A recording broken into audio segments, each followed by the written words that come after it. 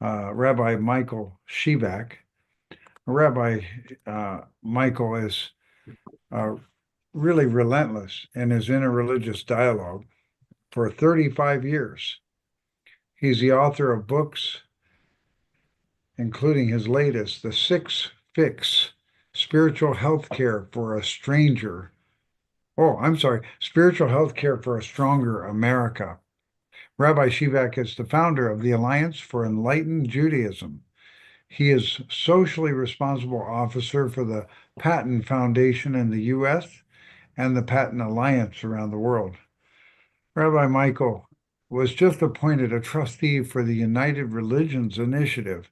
He's taught comparative religion and spirituality in the School of Social Welfare at Stony Brook University and business spirituality at the Iokoka Institute for Global Entrepreneurship at Lehigh University. He's lectured in universities and places of worship around the world. We were so honored to have him with us and also helping lead the process of bringing all people together in Korea in April. Welcome, Rabbi Michael Shevack. Thank you, thank you, thank you. I don't honestly know where to begin, because David sidetracked me because we we had been involved in using the arts for healing for a long time with the Patenstiftung, and we have had Israelis and Palestinians writing musical pieces together and afterwards declaring that it's impossible to imagine killing someone that you wrote a composition with. And we put on plays at Burkina Faso and taking, it's not music, of course, but we've taken plays and taken the conflicts in the countries and have them work the sides, work it out through plays that have inner conflicts on the inside of the dialogue. This is an incredible field. David, thank you so much for what you're doing. It is really it can't be overestimated because not everyone can approach these subjects through their heads. And the politics gets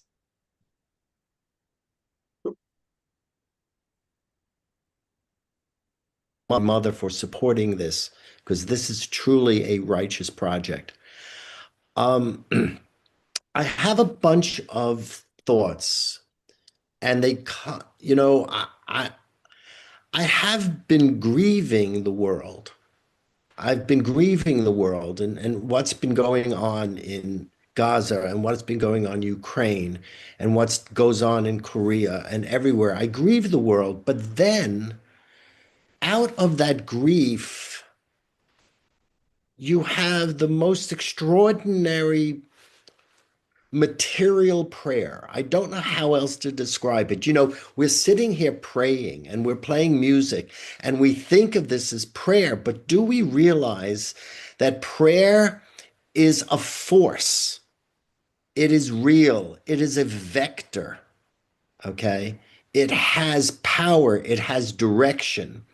And there are many expressions of prayer, but I must tell you, in April, I experienced probably the most powerful form of prayer that I've ever seen organized, which is the Cheon Won Gung and the Cheon Won Sanctuary. I hope I'm pronouncing it right. Korean is a new language for me. That is a material prayer. It is a mother's womb that encloses all of us in it as brothers and sisters drinking of the same food supply. It was beyond anything. My grief was pulverized. It was pulverized. It could not handle the material power of the prayer of that sanctuary. So I just want to begin by saying, if there are other people out there who are grieving, grieve not. Okay? There are material prayers that can help. They are the medicine for our hearts. They are themselves music built in marble. And they enclose us and they enwomb us and they make us feel that we are truly loved. And I must tell you, I was listening, one humankind under heavenly parent. Okay, I'm Jewish and I might use different language, like V'yirach Adonai et ha'adam b'tzalmo b'tselem, that God would create the man in his own image, in his own likeness. And I would use different language, of course. I'm indoctrinated differently. But it's, I'm in. I'm in. You know what I mean? It's I'm in. It's my campaign. It's my people's campaign. And the change the language, but my heart is there. And I must tell you, that verse is so fascinating because when Jews pray, they oftentimes pray through the traditional liturgy, and they would pronounce it Yivarech Adonai, meaning Lord, and they would use that so that Yud He Vav He, the Tetragrammaton, and the term for God in the first chapter of Genesis, which is Elohim, they kind of merge. But the beautiful thing about that, and it's one humankind under heavenly parent, not a father, not a mother. The word Elohim is a collective noun. Mhm. Okay, it's a collective noun that takes a singular verb.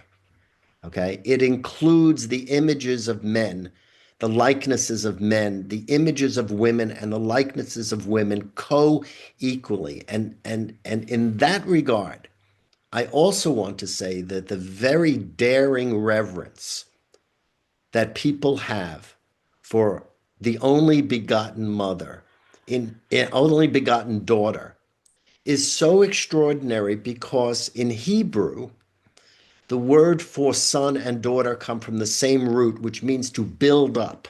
Mhm.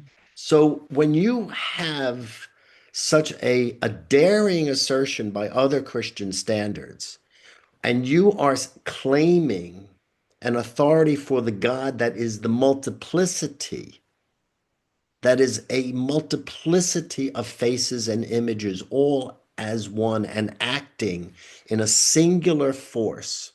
Okay. That daughterhood means to be building up. It is powerful. And it needs to be recognized, however odd it may seem to other different Christian denominations. And I say that respectfully, okay? Because one humankind under heavenly parent needs to be built up. And I, for one, am delighted to have an only begotten daughter, hard at the task. I just want to say that. Okay. Um, the Cheon Won Gung experience is not easy to put into words.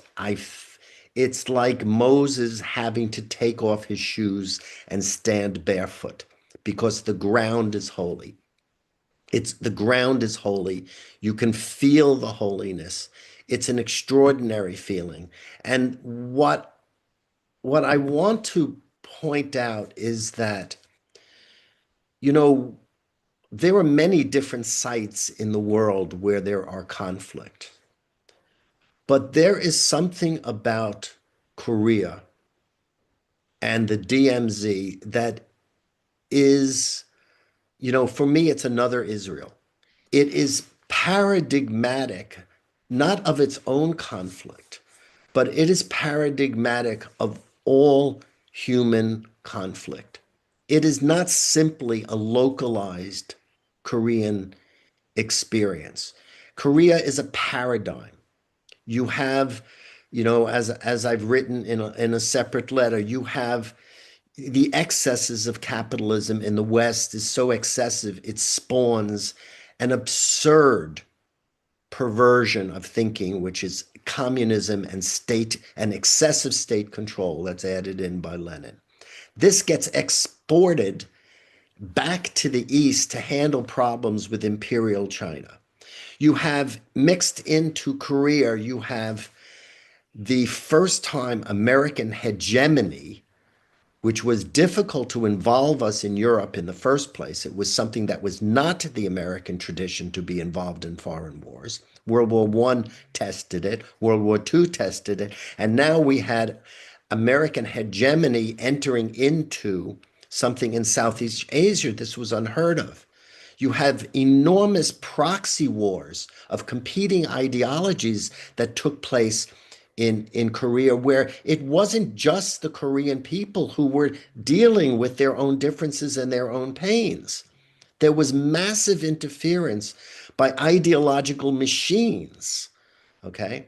And then we're all dealing with the power of this fiction. It is a fiction. It's a political fiction called the state. A state is not a nation. And here I am, Orthodox Jewish in this sense. A nation includes the blood, it includes the genes, it includes the history and the living organic nuances. It's not a political entity. And the idea that salvation will come from a state is one of the more ridiculous ideas in all theology. And I don't care who, whether it's American exceptionalism, Israeli exceptionalism, North or South Korea exceptionalism, or any exceptionalism of any time, the concept of state as the unit of salvation is incredibly perverted. So to have a sacred holy site that is inviting 1,000 clergy, not that we're particularly better human beings, believe me, we're not. You know, we wake up every day and we put our pants on, okay, and make mistakes. But to have sacred territory that transcends North and South, regardless of where it's located, that is welcoming to every single person, even if they are warring amongst each other, to welcome them, to enwomb them. This is a material prayer that is shooting arrows of peace into everyone's heart. What is going on in Korea is a condensation of the sins of this world. It is a condensation, and that DMZ is not a DMZ. Okay. I want to say that DMZ is exactly what Father Moon speaks about in the Divine Principle, which I'm on my second reading of, and I am enjoying it. You know, it's luminous. It's really, it's delicious and luminous. You know, that is the fall. That line is the fall.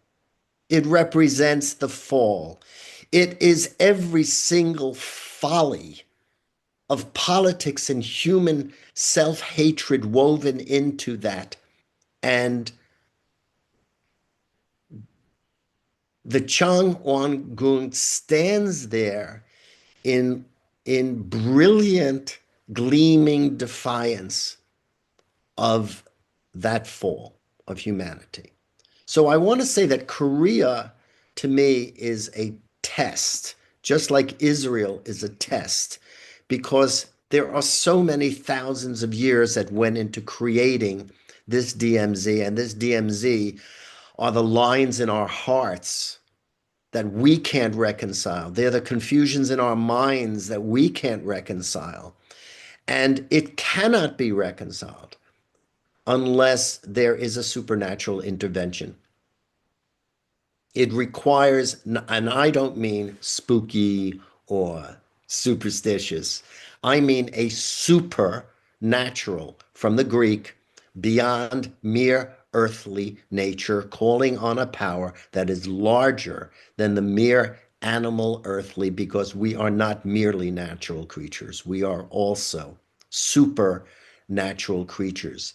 And it requires a supernatural power. If Korea's history of three kingdoms that unite and then break apart and unite and break apart is like the history of Israel, that fallen trinity needs a purified trinity to bring those three kingdoms again and reconstitute the spirit of what Korea is. And it is not a Korean issue.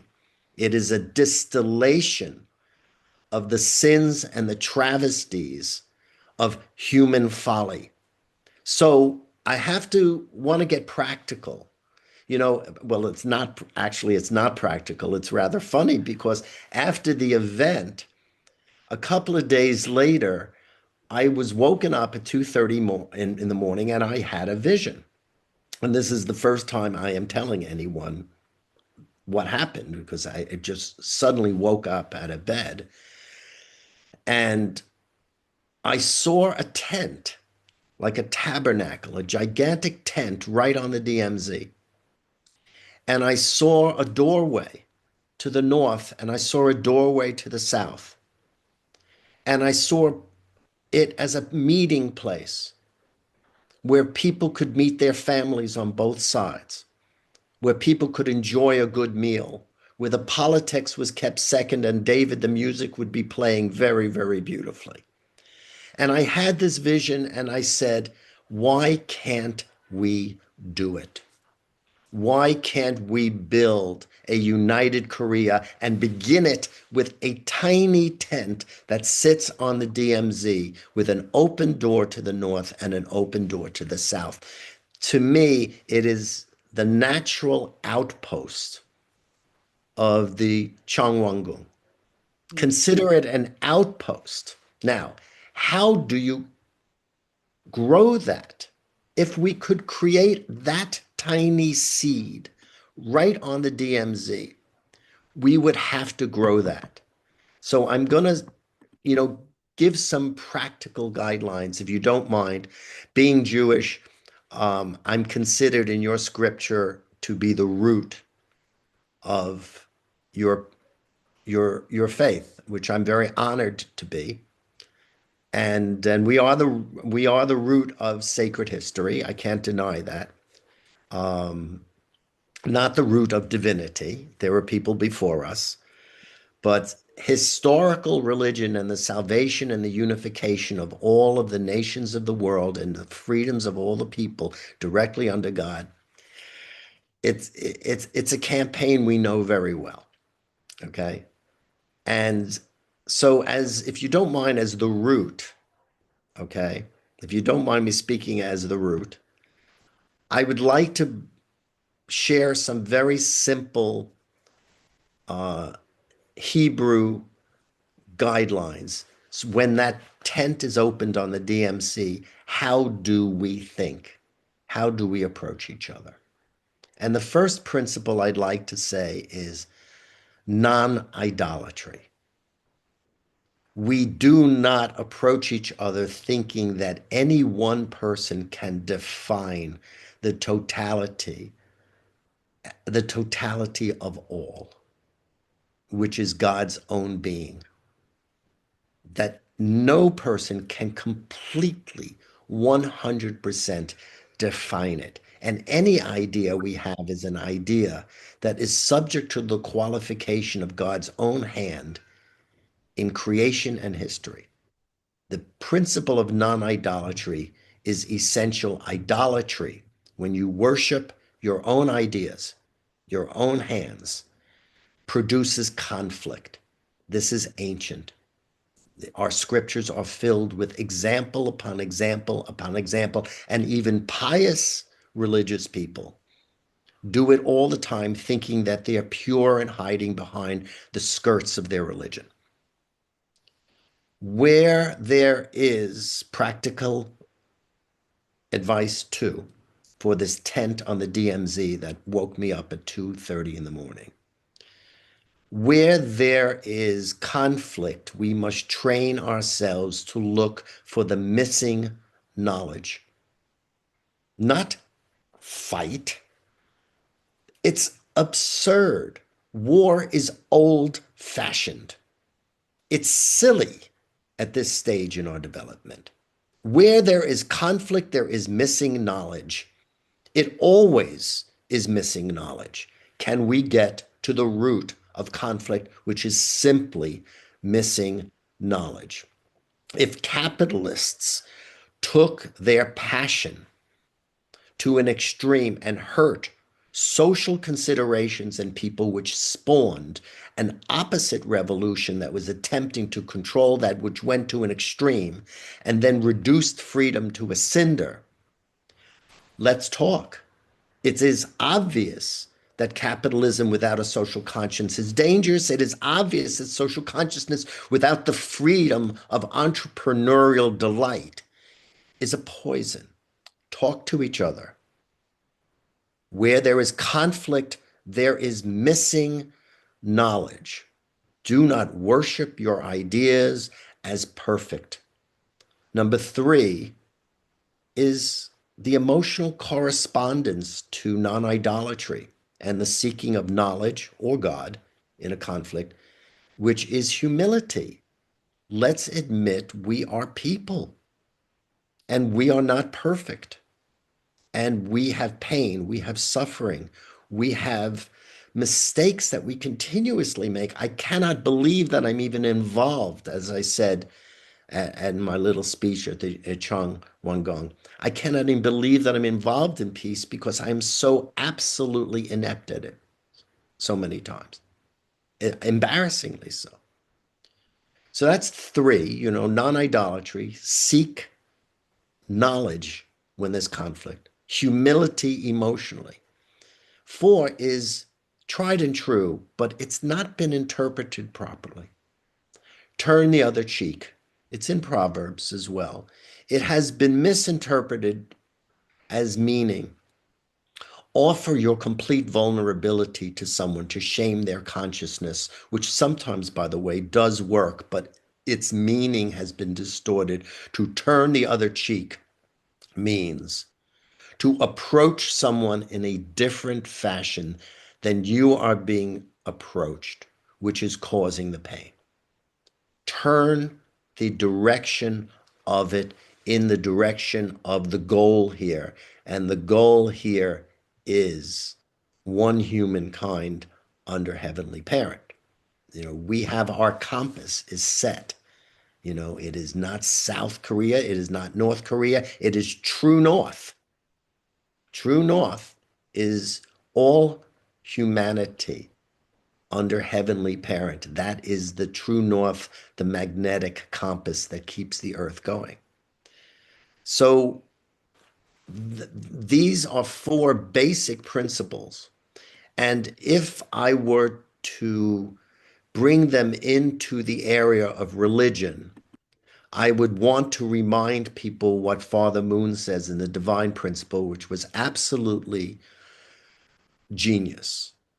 When he talks about the fact that if we have our expectations, perhaps idolatrous, right, but reverent from our scripture, that Jesus is coming on the clouds and the Messiah will come on white clouds, we may completely miss his arrival because our expectations are so built on our own visions and our own self-indulgences and our own solipsism that the very hand of God will not be seen. So I would like to say something which may be considered radical, and I'm not afraid of it, and I'm happy to discuss it, all right? And there are always exceptions to the rules in certain cases.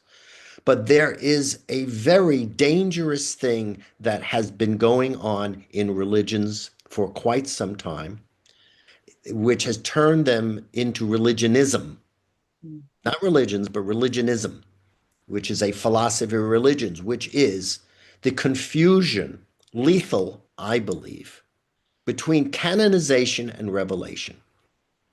A canon, which is a sacred scripture that contains knowledge that is irreplaceable and has been inspired to be constructed in a certain form for a certain person, for a certain historical and spiritual purpose.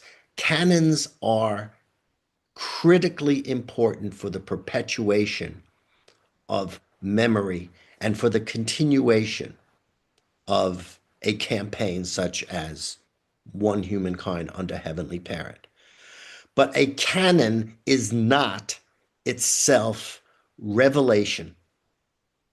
It is not itself. It can be claimed as such, and we'll discuss Islam second, and it must be discussed because they have a very particular view. The Rig Veda is also something that would need to be discussed. But in general, you cannot say that the motion of God or all beyond any human or mere human ability to encapsulize completely. No canon can be considered to be equivalent to a revelation, let alone the ongoing creation, or possibly with respect to people who are uncomfortable with the word, the creation or evolution of all life in the cosmos. Our confusion in religionism between canon and revelation must be qualified, and those canons are not just religious canons. They can be Das Kapital. They can be little red books. They can be any doctrinal statement that is considered to be so absolute that it gains authority over the living experience of life and redemption, which takes place every single moment. Every single moment. So if I were to distill all of this down on a tent on the DMZ, which is my dream, I'll be there and I will help cook. All right. And I will help put the plates out. I don't need to speak. I would rather just, handle the garbage and make sure everyone was fed. That's what I would really like to do. But I would sum it up as saying, when we approach anyone for the purpose of peace, let alone building peace, the holy daughter of peace, to build, that's what daughter means. When we approach anyone, we have to distill all this down into one simple thing. How can I be true to you without being false to myself? How can I be true to you without being false to myself? How can I speak to North Korea and be true to them and not be false to myself? How can a Jew do it to a Palestinian who wants to claim back their territory? How can I be true to you without being false to myself? If we approach every interaction with that question, which my mentor bequeathed me and asked me to continue that around the world. How can I be true to another without being false to myself? If we ask ourselves that, and we continue to ask ourselves, and we improve in the nuances and the subtleties of asking that question, we will heal. We will come together. It may be asymptotic. It may approach a limit ever so small that you can't even measure it, and there still may be a space, but we will come together, because being true to another person and not being false to ourselves is to love your neighbor as yourself. It is very simple, it is very biblical, and it is of Hebrew foundation, which is the root of Judaism and Christianity and Islam and our entire world, global, secular humanist culture. Atheist or not, it is still based on Hebrew scriptures and the Hebrew concept of prophetic history, which is alive and well, especially at Cheon Won Gung. So all I want to do is open that incredible womb. Thank you, Holy Mother. Thank you, Mother of Truth, for opening up a place which is not a state. It's a state of spirituality that everyone from any possible state, country, or nation can come and touch holy ground like Moses barefoot. So, thank you. That's my humble contribution to peace. And I'm there. Just Thank invite me. you. I'm there. Thank you. Thank you, Toda. Thank you. Thank you, Michael. This was a profound moment of revelation and sharing and so deep. We cannot bring idolatry to our coming together. And we cannot, we must really understand that we are really number two. We have to come with knowing that knowledge is what we're missing when we have conflict. And number three, we have to really recognize we are all people. We are all people. We all fall short of the glory of God, and be real, and then be true to others without being false to myself. Wow. And there's other lines of thought in your presentation that are going to have to be written, discussed, and we're going to have another session just to discuss your sharing with us that experience. And I'm finding, Rabbi, so many people need to share what they experience at the Cheon Won Gung. You're sharing about it's a material prayer, and it's also we're being enwombed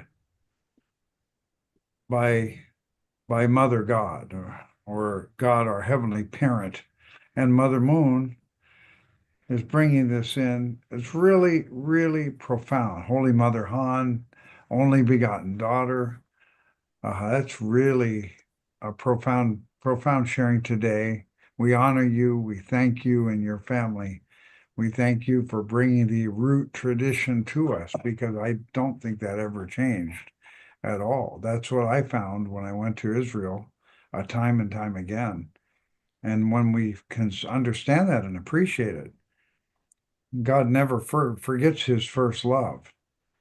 And that's really a deep, deep thing. We're all rooted in this. We're rooted in this deeply because it's God. It came from God.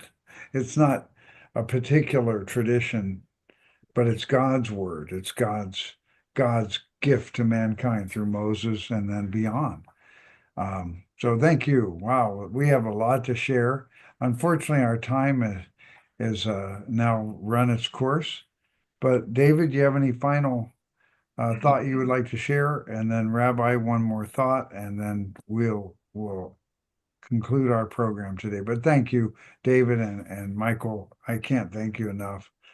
Well, Go ahead, David. to Rabbi's point about finding the truth, right? Because we're ignorant about so many things, which was Daniel Barenboim's idea about his orchestra. It's not a peace orchestra, it's an anti-ignorance orchestra. So if we can find the truth, then we can begin to solve the issues, right? So thank you for that's exactly, I think, what Barenboim was trying to get at. So thank you for that. That's very important. Very good. And Michael? Just, everyone's home can be a Cheon Won Gung. Yeah. Every single home needs to have a Cheon Won Gung kit to teach everyone how to do it. Let's create billions of them. And they don't need marble and a lot of, fancy architecture. They can be anyone's home. Let's do it. Let's do Let's it. do it. Yes. Thank you. Thank you so much. Tomiko, thank you for this Yeah, thank you. wonderful program. Yes. I can't thank you enough. We will come back together, and I think we need to design a program again with just starting where we're ending here, where we can just go into discussion with many of the things that were revealed here. Thank you, Tomiko. Thank you so much, Rabbi Shevack. Thank you, Our Tommy. mentor. Always. Thank you. Thank you so much. Thank you.